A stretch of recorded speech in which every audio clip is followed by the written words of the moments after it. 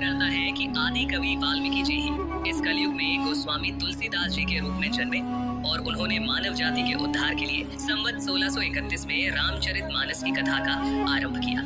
गोस्वामी जी स्वयं कहते हैं कि 4 वेद, 18 पुराण और सभी शास्त्रों को पढ़ने का फल आपको रामचरितमानस से मिल जाता है। राम जी की कथा सबसे पहले शिव जी माता पार्वती को सुनाते हैं। रामचरितमानस के बालकांड में आपको बहुत सारी कथाएं मिल जाएंगी, जैसे सती माता का भ्रम और उनके द्वारा राम जी की परीक्षा, शिव जी द्वारा सती माता का त्यागा जाना, सती माता का दक्ष यज्ञ में जाना और पति के अपमान से दुखी होकर योगाग्नि से देह त्याग करना, और फिर पार्वती जी का जन्म और शिव विवाह।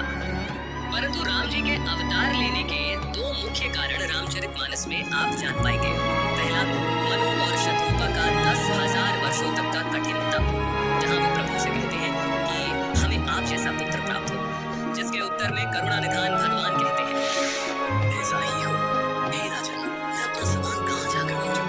अतः स्वयं ही आकर तुम्हारा पुत्र बनूंगा। और दूसरा कारण नारद मुनि का भगवान विष्णु को दिया गया श्राप।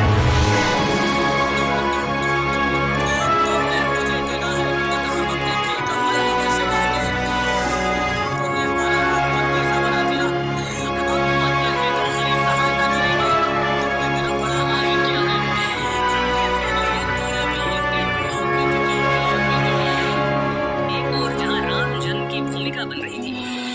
वहीं पुलत्स्य ऋषि के कुल में जन्म हुआ भाइयों समेत 10 सर और 20 भुजाओं वाले प्रचंड पराक्रमी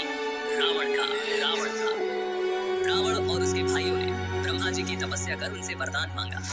रावण ने कहा, हे जगदीश्वर और मानव, इन 2 जातियों को छोड़कर हम किसी के मारे न मरे। और कुंभकर्ण सरस्वती जी के प्रभाव के चलते इंद्रासन के स्थान पर निद्रासन का वर मांग बैठे और विभीषण ने प्रभु चरणों में निष्काम प्रेम का वरदान मांगा। चलिए आगे बढ़ते हैं और आते हैं राजा दशरथ पर, जिन्हें ग्लानि थी कि उन्हें कोई पुत्र नहीं था। गुरु वशिष्ठ के कहे अनुसार महाराज दशरथ ने ऋषि श्रृंगी को बुलाकर पुत्र कामेष्ठी यज्ञ किया, जहाँ अग्निदेव स्वयं हाथ में चरु यानी कि खीर लिए प्रकट हुए और इस खीर के प्रभाव से तीनों रानियां यानी माता कौशल्या, माता कैकेयी और माता सुमित्रा गर्भवती हुई और चैत्र मास के शुक्ल पक्ष की 9वीं तिथि को दोपहर के समय प्रभु श्री राम का प्राकट्य